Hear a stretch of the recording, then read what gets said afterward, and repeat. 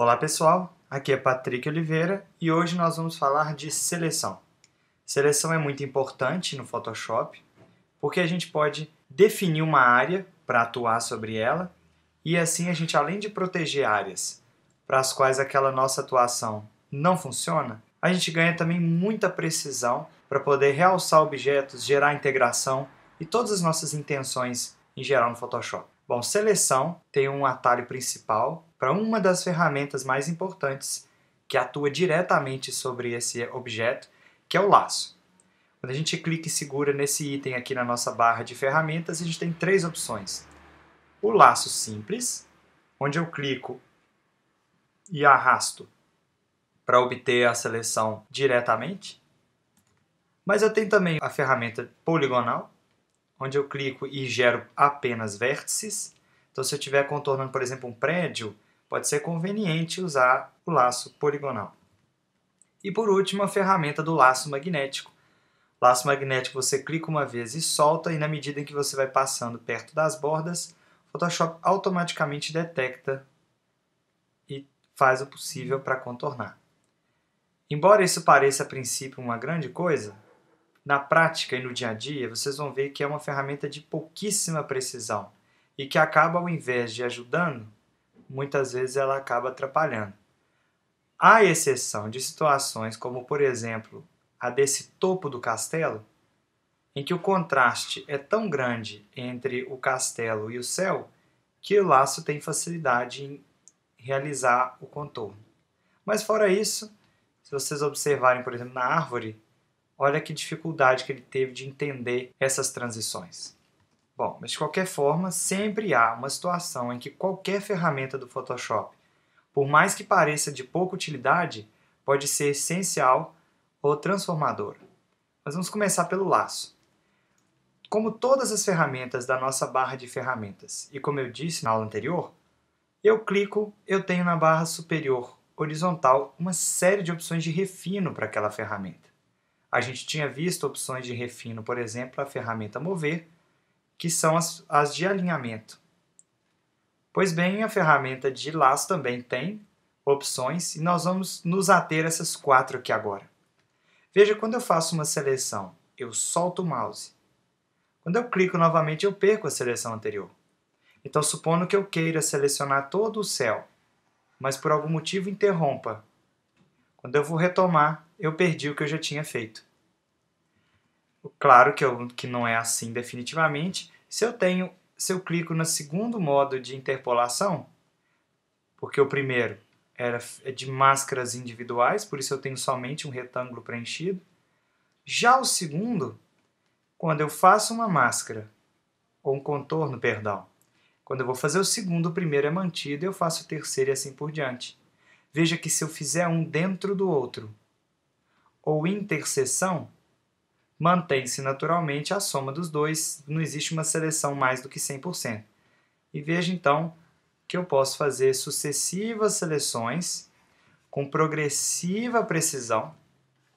Veja, eu estou com 100% da imagem na minha tela. Então eu não tenho muita precisão. Mas se eu der o zoom, agora sim eu posso me aproximar e fazer grandes aproximações de precisão.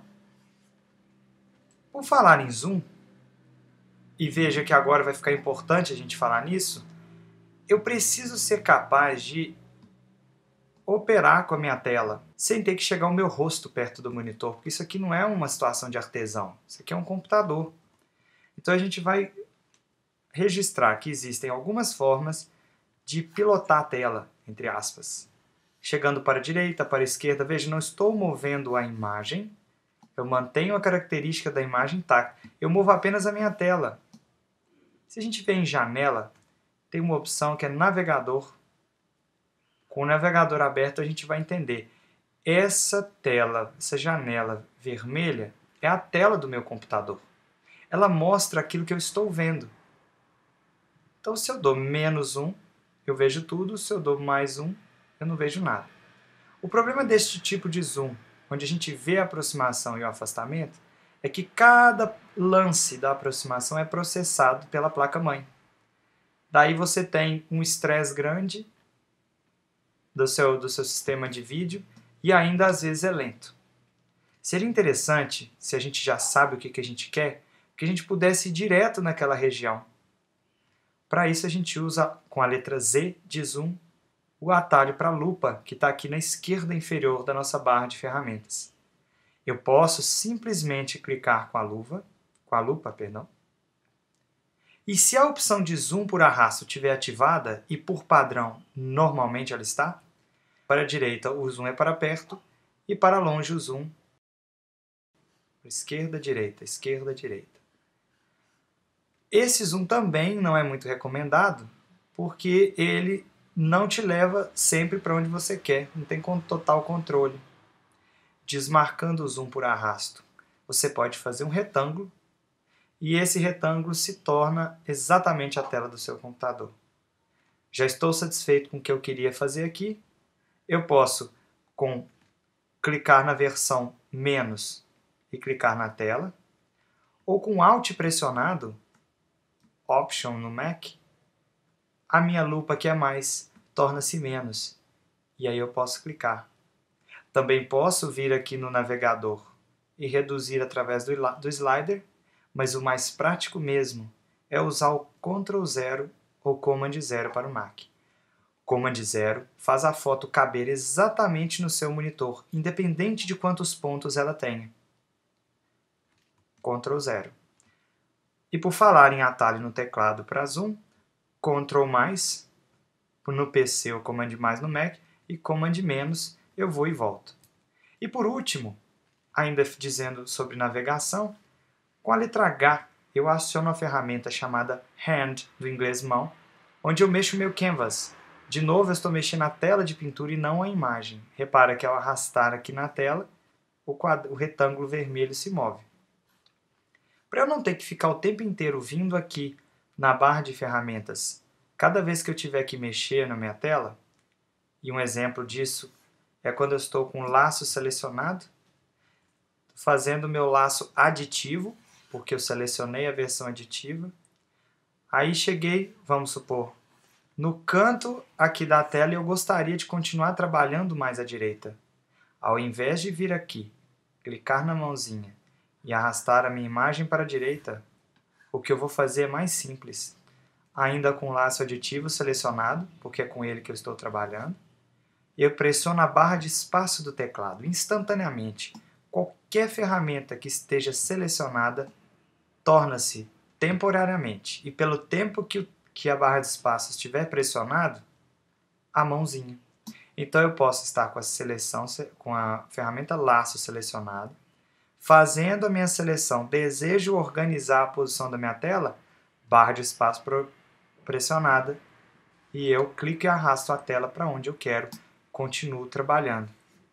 Com isso eu posso dar ainda mais um, e trabalho sempre no centro da minha tela, que é a forma mais precisa de trabalhar. Ainda sobre laço, você deve estar percebendo que eu faço laço, em vez de fazer o contorno e abandonar, como eu acabei de fazer, eu tenho feito o contorno e completado uma grande volta. Por que essa grande volta? Eu já disse há uns minutos atrás que quando eu faço duas máscaras, uma máscara e a segunda ela intercede a outra, o que acontece é apenas soma.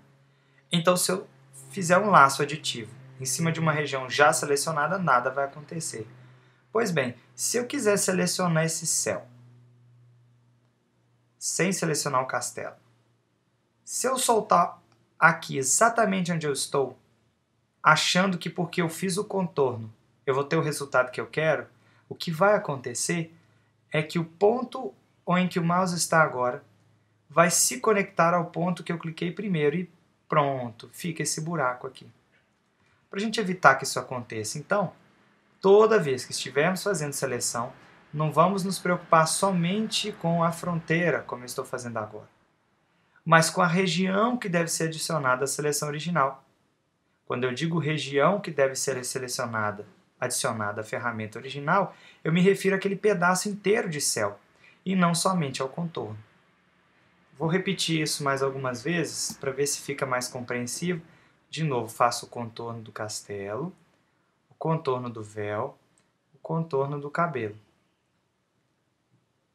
Fiz aqui. Se eu soltar aqui onde eu estou, o mouse vai fazer o Photoshop vai fazer uma conexão do ponto que eu estava até o ponto inicial e eu estraguei tudo.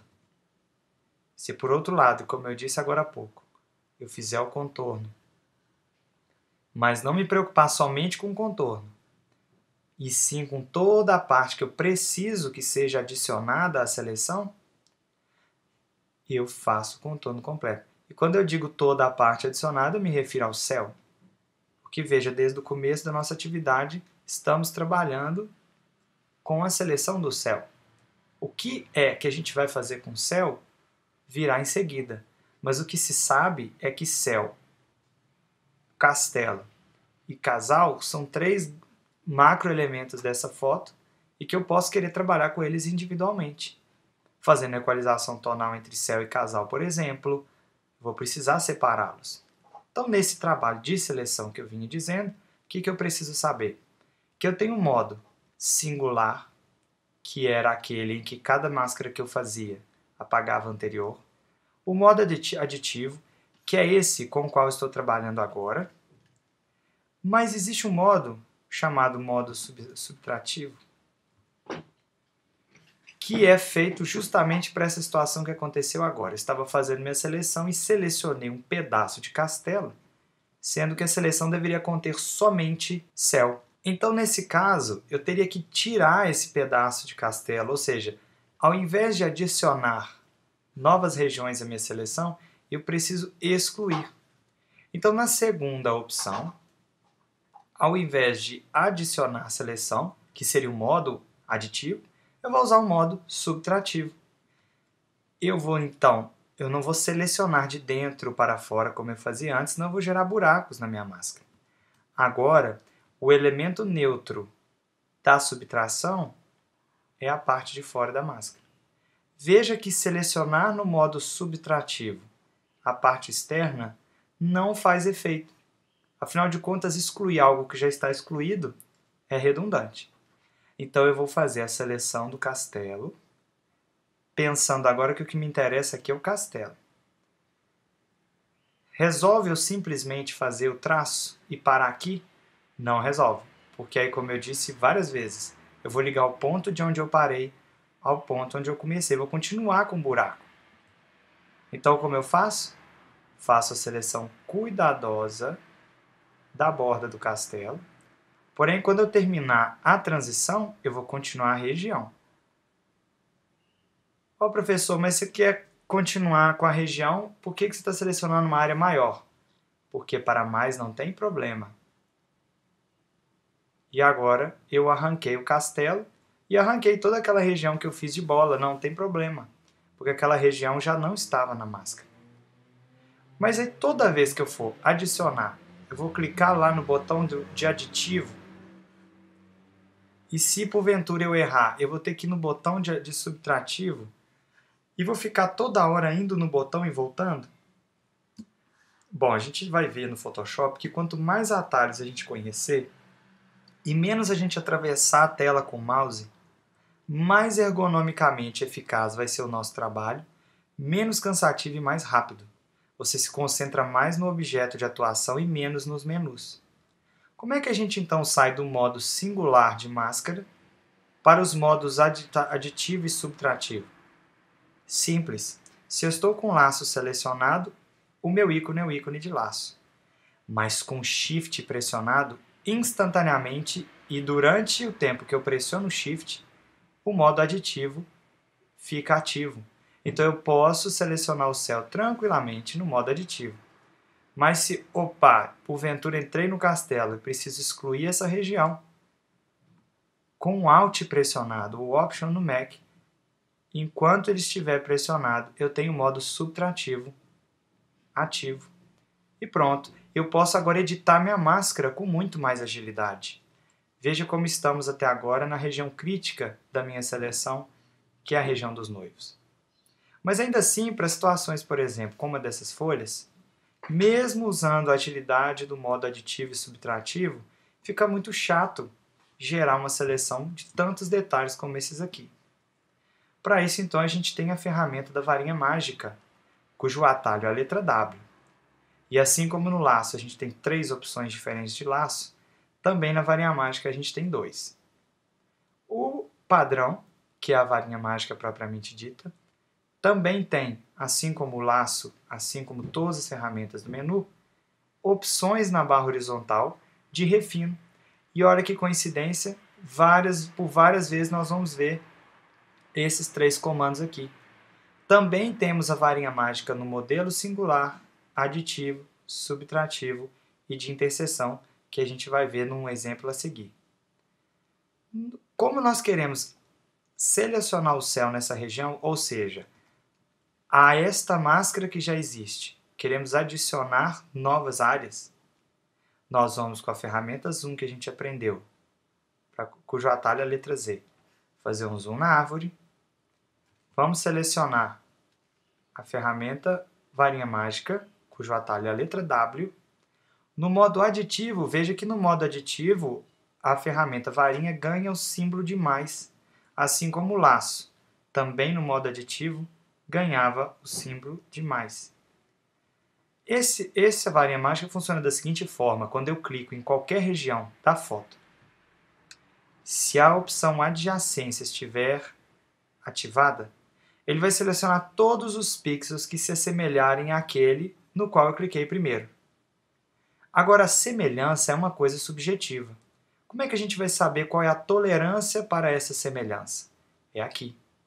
Se a tolerância for muito grande, chamarei luzes e sombras desse mesmo céu de um céu só.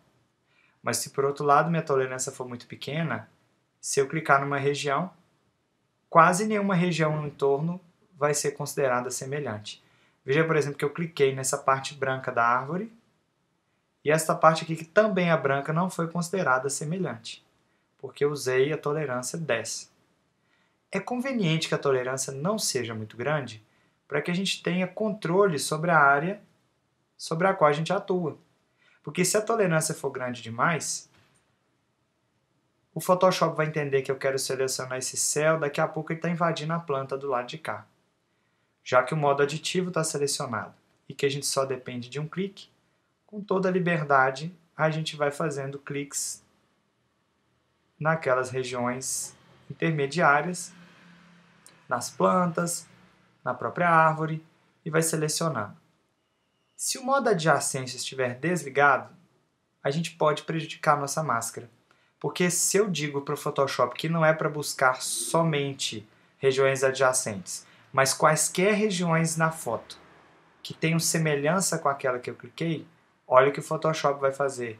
Eu clico lá em cima e ele seleciona o vestido lá embaixo. Ctrl Z no PC ou Command Z no Mac para desfazer o que eu acabei de fazer. Lembrando que o comando desfazer não desfaz zoom nem posicionamento de canvas. Ele desfaz apenas ações efetivas no projeto. Uma outra coisa importante sobre seleção é que ela não pertence à camada sobre a qual eu trabalho. Vimos agora há pouco algumas coisas sobre camadas. Aprendemos, por exemplo, que a gente pode duplicar a camada. Dupliquei a camada, a seleção continua. Se eu fizer qualquer coisa, eu vou fazer sobre aquela camada. Mas se eu clicar na de baixo, o que eu fizer se aplicará na camada de baixo. Então a seleção, ela é para o Photoshop, para o seu projeto. Ela não pertence à camada. E já que estamos falando de pertencimento ou lugar da seleção, se a gente vier no menu selecionar, algumas opções que antes estavam apagadas agora apareceram. Uma delas que a gente vai ver agora é o salvar seleção. Supondo que eu já esteja satisfeito com a seleção do meu céu, eu venho aqui e chamo de céu. Chamei de céu uma seleção que está salva no documento chamado Seleção 019, que é por acaso o nome do arquivo que eu abri. Mas está aqui .jpeg, é porque esse projeto ainda não foi salvo como arquivo do Photoshop. Quando eu fizer isso, essa seleção então passa a pertencer a ele. E dou OK. Se essa seleção me incomoda por algum motivo, e veremos que não é legal que uma seleção fique ativa quando ela não estiver sendo usada, então eu posso desfazer dela, vindo em Selecionar, Cancelar a seleção, ou Command D de dado, D de Deselect do inglês. Quando eu faço isso, a seleção sumiu, posso continuar trabalhando, mas a qualquer momento, se eu vier em Seleção, Carregar a seleção, dentro do meu projeto Seleção 019, eu tenho aqui Cell, que eu tinha salvo anteriormente. É muito bacana que a gente tenha elementos da nossa foto selecionados, porque a gente vai por várias vezes precisar de fazer intervenções e elas serão limitadas àquelas mesmas regiões. Se eu fizer 10 ajustes no céu, é importante que os 10 ajustes tenham o mesmo contorno de limite, porque senão a gente vai ter um problema de superposição de intervenções. Aquela azulada que eu dei no céu pega mais para dentro do castelo, aquela escurecida pega mais para fora, no final eu vou ter uma borda colorida cheia de problemas, cheia de falha, com color cast e tudo mais. Então vimos que a seleção, até agora, que a seleção pode ser singular, aditiva, subtrativa, que na versão aditiva eu faço progressivas seleções para fazer um ajuste perfeito à minha máscara, que eu posso usar a varinha mágica para me ajudar com detecção automática de borda. Vimos que a seleção não pertence aos layers, mas pertence ao Photoshop, e vimos que podemos salvar e carregar uma seleção. Agora a gente precisa entender que o Photoshop respeita sempre uma seleção. Por exemplo, agora eu tenho um pincel selecionado e com esse pincel eu vou fazer uma pintura na camada que eu vou chamar aqui de teste aplicação.